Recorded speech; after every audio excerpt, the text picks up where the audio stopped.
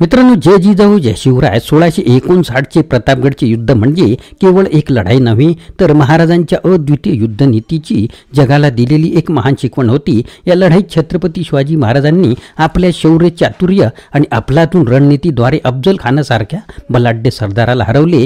समर्थ रामदासांनी त्यांना त्यात मदत केली आणि महाराजांचा जाज्वल आत्मविश्वास या लढाईचा महत्त्वाचा भाग होता. आज आपण या ऐतिहासिक घटनेतून प्रेरणा घेत आहोत. महाराजांचा युद्ध आराखडा, अफजल खानाचा कपटी बेत आणि महाराजांची शूर सरदार मोरोपंत पिंगळे आणि नेताजी पालकरांची धाडसी कामगिरी समजून घेऊया. युद्धात सहभागी झालेल्या प्रत्येकाच्या भूमिकेवर नजर टाकूया. महाराजांच्या यशस्वी रणनीतीचा मागोवा आपण इथे घेणार आहोत. चला तर मग या वीर योद्ध्यांच्या शौर्याची गाथा आपण जाणून घेऊया आणि प्रतापगडच्या रणांगणातील त्या महान विजयाचे स्मरण करूया. Video legal disclaimer. या व्हिडिओमध्ये व्यक्त केलेली माहिती, विचार आणि मते ही संपूर्णपणे लेखक, पुस्तक किंवा इतर संदर्भित व्यक्तींची मते आहेत आणि ती कोणत्याही प्रकारे मालक, निर्माता किंवा यूट्यूब चॅनलच्या विचारांशी संबंधित नसू शकतात. या व्हिडिओचा उद्देश केवळ शैक्षणिक आणि ऐतिहासिक माहितीपूर्ण स्वरूपाचा आहे. कोणत्याही प्रकारची चुकीची माहिती दिली असल्यास ती जबाबदारी सदर लेखकांची आहे. कोणालाही दुखवण्याचा आमचा हेतू नाही. आमचे यूट्यूब चॅनल किंवा व्हिडिओ निर्मात्यावर कोणत्याही विचारांबद्दलची कायदेशीर जबाबदारी येत नाही. पुस्तकातील विचार आणि संदर्भ यावर कोणतेही हक्क आम्ही दावा करत नाही. मित्रांनो, आपण कमेंट किंवा कोणतीही प्रक्रिया करताना याचा विचार करावा. सुरुवात करूया लेखकांचे विचार जाणून घ्यायला. प्रतापगडचे युद्ध, नोव्हेंबर 1659. शिवाजी महाराजांच्या साम्राज्य वाढीच्या हालचालीच्या हकीकतीची बातमी विजापूरच्या दरबारी पोहोचली. नवा आदिलशहाने वयाने लहान असल्यामुळे त्याची आई सर्व कारभार पाहत होती. तिथे अफजल खानाला शिवाजी महाराजांना जिवंत पकडून आणण्याकरता अथवा ठार मारण्याकरता निवडले. अफजल खान दरबारातला एक प्रबळ सरदार होता. शरीरानेही धिप्पाड व ताकदवान होता. तो पूर्वी वाईचा सुभेदार राहिल्यामुळे त्याला त्या भागाची पूर्ण माहिती होती. तेव्हा स्वराज्याच्या बाल्यावस्थेत हे एक महान संकट उभे राहिले होते. अफजल खान सप्टेंबरमध्ये 12,000 फौज घेऊन पंढरपूर, मालवाडी, रहमतपूर मार्गे देवळांचा विध्वंस करीत वाईकडे निघाला. त्याच्या हालचालीवर मराठ्यांचे जासूस लक्ष ठेवून होते. त्यांनी शिवाजी महाराजांना गुप्त संकेत धाडला. शिवाजी महाराजांचे गुरु समर्थ रामदास यांचे ठिकठिकाणी मठ होते. तेथील शिष्यगण हिंदू धर्म प्रसारात मग्न असत, परंतु मुसलमानांच्या हालचालींवर त्यांचे लक्ष असे. श्रीधर स्वामी ह्या शिष्याची एक ओवीबद्ध संकेत त्यांनी पाठविला. त्या संकेतातील प्रत्येक ओवीचे पहिले अक्षर उभे वाचले तर विजापूरचा सरदार निघाला आहे असे वाक्य बनते. शेवटच्या 2 ओळी सरळ आहेत. एकांती विवेक करून इष्ट योजना करावी. लष्करीदृष्ट्या शत्रूबद्दलची माहिती व त्याच्या हालचालीची बातमी गोळा करणे, त्यांची जंत्री बनविणे आणि त्यांचा सुसंबद्ध अर्थ लावून शत्रूच्या आगामी हालचालींचा अंदाज बांधणे, अशा 3 अवस्था असतात. शिवाजी महाराजांना शहाजी राजांकडून, जासूसाकडून, स्वराज्याच्या कल्पनेला अनुकूल असणाऱ्या सरदारांकडून वगैरे अफजल खानाच्या हालचालींविषयी सूचना मिळाल्या.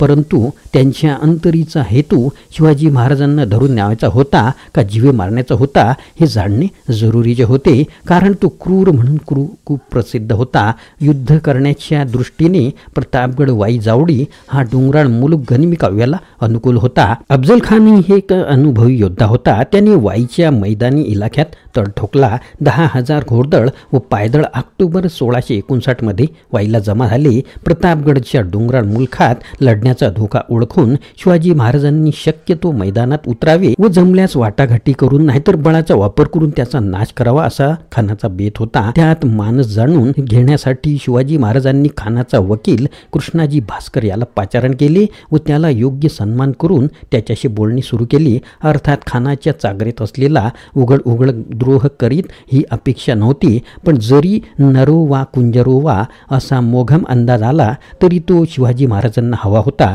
कृष्णाजी भास्कर हा वाईचा कुलकर्णी होता. शिवाजी महाराजांशी बोलणी करून परस्परांची भेट घडून आणण्याची कामगिरी खानाने त्यांच्यावर सोपवली. शक्यतो सामोपचाराने युद्ध टाळावे व मुत्सद्दीगिरी दाखवून विजापूर दरबारातून जहागीर व मानमरातब मिळवावा ही खानाची इच्छा होती. पण ते न साधल्यास शिवाजींचा नाश करण्याचा मनसुबा बाळगून खान तयारीत आला होता.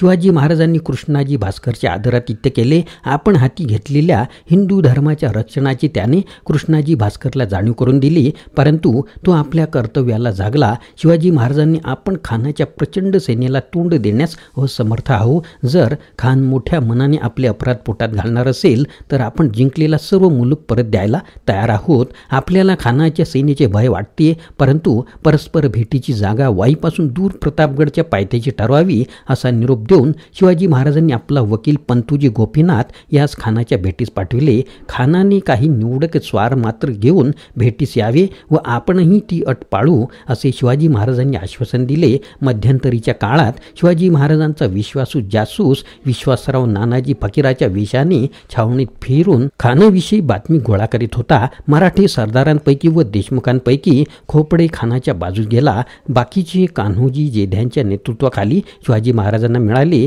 शिवाजी महाराजांचा पराभव झाल्यास आपले वतन जाईल ही त्यांना जाणीव होती. अफजल खानाने ठिकठिकाणी नाकेबंदी करून शिवाजी महाराज निष्ठून जाणार नाही अशी व्यवस्था करून ठेवली होती. इकडे पंतूजी गोपीनाथने गोड गोड बोलून खानाचे मन वळविले व तो प्रतापगडच्या पायथ्याशी येण्यास तयार झाला. आता पुढचा डाव शिवाजी महाराजांच्या हातात होता. युद्धाचा आराखडा कशा प्रकारे आखला होता ते आता पाहूया. अफजल खान वायूहून 1500 स्वारांसह जनीच्या टेंबेपाशी आला.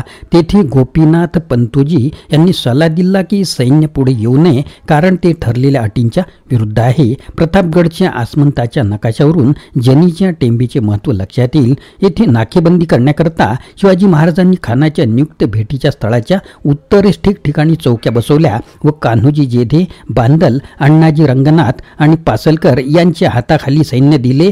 तसेच दक्षिणेस चौक्या बसून हैबतराव व सिलमकर दबा धरून बसले. भेटीत जर सामोपचाराची बोलणी झाली तर खान इतमामाने परत जाईल, परंतु काही धोका झाला तर किल्ल्यावर तोफ डागली जाईल व शत्रूवर हल्ला केला जाईल असा बेत ठरला. भेटीची जागा झाडेझुडपे तोडून चारी बाजूने मोकळी करण्यात आली, त्यामुळे तेथे धोक्याचा संभव राहिला नाही. खानाने सैन्य बऱ्याच अंतरावर मागे ठेवण्यात आले. ठरल्याप्रमाणे 2 अंगरक्षक घेऊन खान भेटीस आला. मांडवात 2 अंगरक्षक व दोन्हीकडे वकील एवढीच मंडळी होती. ही ऐतिहासिक भेट 10 नोव्हेंबर 1659 रोजी झाली. भेटीच्या मिशाने अफजल खानाने शिवाजी महाराजांची मुंडी आवळण्याचा प्रयत्न केला, तेव्हा शिवाजी महाराजांनी वाघ नखाचा वापर करून खानाचा कोथळा बाहेर काढला.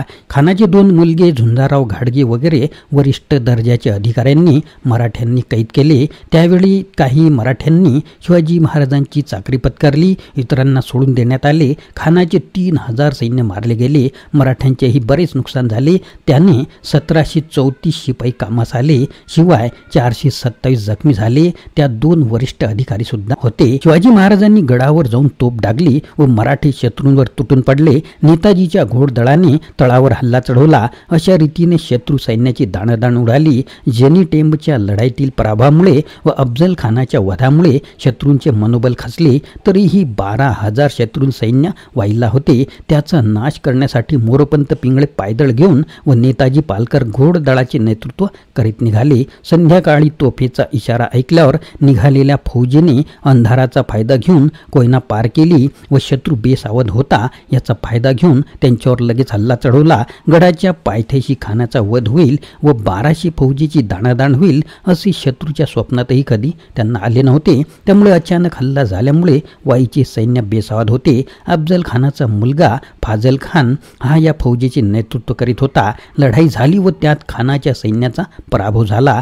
फाजल खानाने वायूहून तळ हलवला. या लढाईत 7000 घोडे, 60वर हत्ती, 400 उंट, बरेचसे बैल व सर्व तोफा, बऱ्याच बंदुका, तलवारी, जडेजावीर, खजिना आदी मावळ्यांना मिळाला असे प्रतापगडचे युद्ध या पुस्तकात कॅप्टन ग वा मोडक यांनी नमूद केले आहे. अशा प्रकारे प्रतापगडच्या लढाईने इतिहासात एक अजरामर पान लिहिले, जे केवळ शिवरायांच्या शौर्याचीच नाही तर त्यांच्या युद्ध कौशल्याचे सुद्धा साक्षीदार ठरले. अफजल खानाचा कपटी भेद छत्रपतींनी आपले चातुर्याने उलटवला आणि युद्धाचा नकाशा महाराजांच्या योजनेने नव्याने रंगवला. समर्थ रामदासांनी दिलेली प्रेरणादायी मार्गदर्शन, पंतोजी गोपीनाथ, विश्वासराव नानाजी यांच्या भूमिकांमुळे हे युद्ध विजयाच्या दिशेने नेले. या लढाईने केवळ अफजल खानाला नाही तर त्याच्या मागील मोगल साम्राज्याला धक्का दिला. शिवरायांचे शूर सरदार मोरोपंत पिंगळे आणि नेताजी पालकर यांनी रणांगणावर दाखवलेली वीरता या विजयाची साक्षीदार ठरली. प्रतापगडच्या डोंगराळ प्रदेशात लढलेले हे युद्ध आजही मराठी माणसाच्या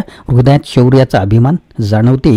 या ऐतिहासिक विजयाच्या स्मृतीने आपण प्रेरणा घेऊया आणि छत्रपती शिवाजी महाराजांच्या युद्धनीती आणि धैर्याचे स्मरण करत त्यांच्या जीवनातून मिळालेला आत्मविश्वास आपल्या जीवनात उतरवण्याचा प्रयत्न करूया. मित्रांनो, व्हिडिओ आवडल्यास लाईक करा, शेअर करा, इतरांना फॉरवर्ड करा आणि नवीन असाल तर चॅनलला सबस्क्राईब करायला विसरू नका. जय जिजाऊ, जय शिवराय, जय महाराष्ट्र.